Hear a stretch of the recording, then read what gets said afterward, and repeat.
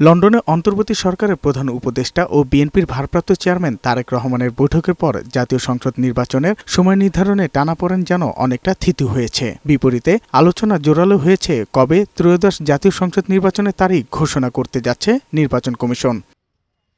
এমন প্রেক্ষাপটে সমসাময়িক বিষয় নিয়ে নির্বাচন কমিশন ভবনে সাংবাদিকদের মুখোমুখি হন প্রধান নির্বাচন কমিশনার এএমএম নাসির উদ্দিন।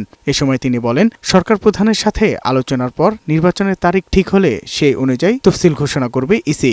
সরকারের থেকে যদি ধারণা পাই, আমরা সেই অনুযায়ী ইলেকশন ডেলিভার করার জন্য প্রস্তুত আছি। কারো নির্দেশনায়, কারো পরিচালনায় আমরা কাজ করব না।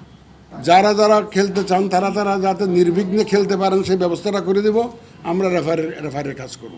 জাতীয় নির্বাচনে ভোট আয়োজনে প্রস্তুত রয়েছে কমিশন জানিয়ে সিইসি বলেন, ভোট সন্ত্রাস যারা করবে তাদের বিরুদ্ধে জিরো টলারেন্স থাকবে কমিশন। যে কেউ যদি মনে করে থাকে যে বাক্স লুট করে নিয়ে যাব, কেন্দ্র দখল করে আমি জিতে যাব, অতীতে যা হয়েছে, তারা দিবা স্বপ্নে আছে। যতটা সম্ভব তরুণ ভোটার তালিকা করা হবে, এজন্য আইনে কিছু পরিবর্তন করা হবে বলেও জানান প্রধান নির্বাচন কমিশনার। যখন আমরা শিডিউল ঘোষণা করব তখন আমার কাছে ভোটার তালিকাটা রেডি থাকতে হবে। সাজ্জাদুর রহমান, বৈশাখী সংবাদ, ঢাকা।